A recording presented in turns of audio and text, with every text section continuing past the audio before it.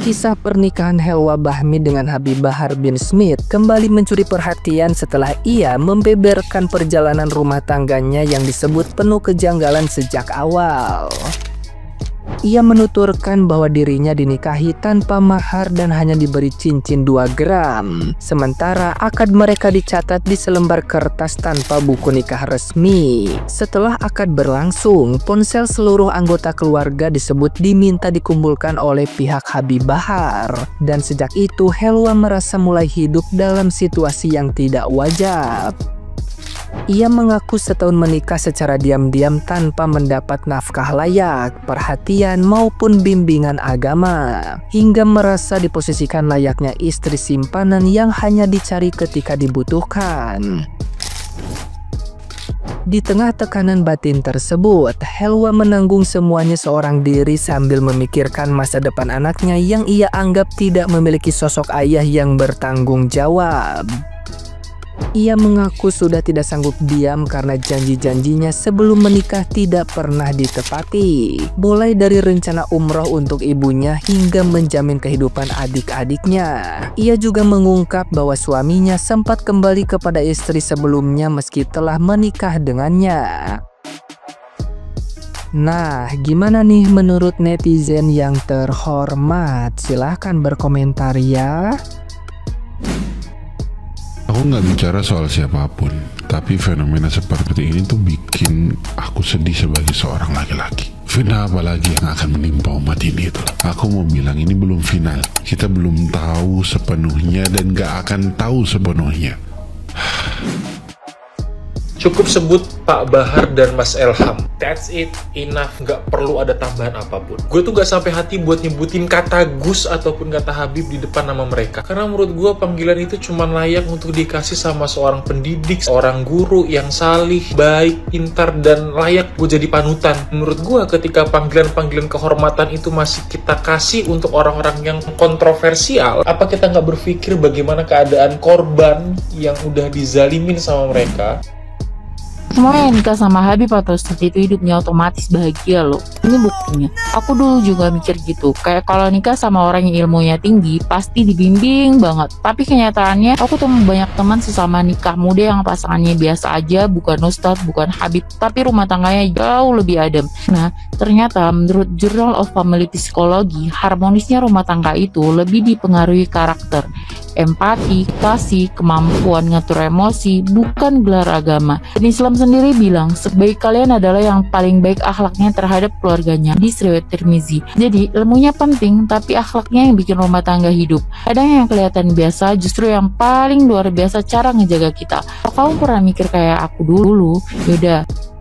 Ini bukan berita heboh sih, tapi lebih ke berita tolol. Model Helwa Mahdi curhat mengaku dinikahi Habib Bahar, tapi diterlantarkan. Pertanyaannya, kok lu mau dinikahin sama si Bahar? Emang selama ini lu nggak buka handphone, nggak buka sosial media, nggak tahu pemberitaan di sosial media? Kan salah satunya, dia itu sering jadi bahan pemberitaan, dan semua pemberitaannya itu hal-hal yang negatif. Dan lu tetap mau, dan apa yang dia iming-imingi, nggak ada yang terjadi kan? Mungkin Bahar Smith ini bukan menelantarkan istrinya, tapi datang di saat ada maunya. Kalau si Bahar ini dibilang jarang memberikan nafkah, cuma seingatnya dia doang, itu bukan seingatnya dia doang, tapi memang belum cair uang dari dakwahnya. Secara dia cucu Nabi, dia pasti disibukkan dengan urusan-urusan agamanya. Dia berjuang untuk agamanya, Tuhannya, berjuang untuk menutup-nutupi nasabnya. Tetapi sikap, ucapan, akhlak, keilmuan itu bertolak belakang dari apa yang dicontohkan oleh nabinya. Maaf banget, inilah akibatnya kalau lu para cewek nikah dengan cowok jamet. Ini ada curhatan Epi Enif yang sangat menyakitkan, bla bla bla. Si jamet ngaku dia udah cerai sama istri lamanya dan dia udah ngirim surat permohonan cerai ke aku. Dan si jamet pun ngelamar si cewek. Nih mukanya nggak enak banget anjir. Akhirnya mereka berdua menikah. Lalu menikah tanpa uang mahar sepeser pun, dan cincin cuma 2 gram. Lalu duit-duitnya pada kemana? Ya tentu saja beli rokok Surya 1 slop. Maaf pak, akhirnya mereka menikah dan bener mukanya nggak enak banget. Lu lihat nih, gue zoom dah. Noh, mukanya kayak Sule makan mangga asem, sepet banget mukanya. Dan ini cerita mereka setelah menikah, dan si cewek dinafkahin. Seingat si Sule KW doang. Bukannya kayak enak banget beneran dah.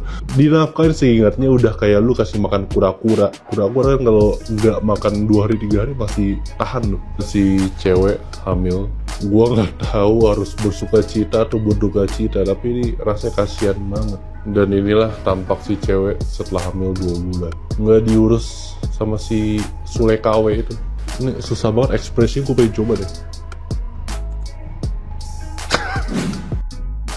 Can beres kemari ku berita yang namanya anu cenah mah gus-gusan ya, yang menciumi mengkokop-kokop anak kecil. Ayeuna muncul deui berita ti Habib Bahar ya.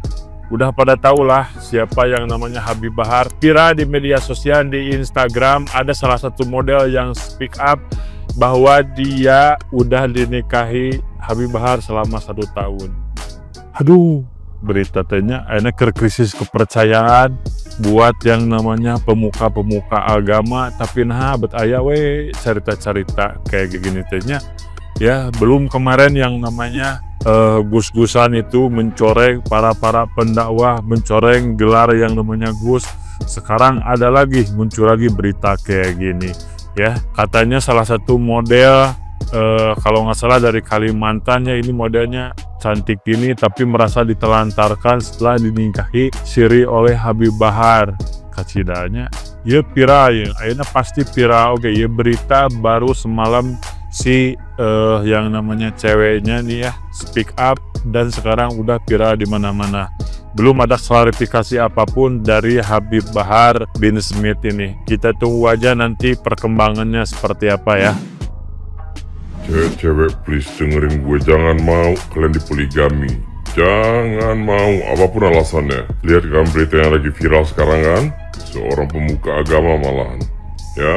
Gue kasih tahu nggak akan ada poligami yang bisa adil di muka bumi ini kecuali Nabi ya. Mereka manusia biasa itu, laki-laki yang apalagi di zaman sekarang berpoligami sama wanita yang lebih cantik lah, inilah itulah. Nggak ada.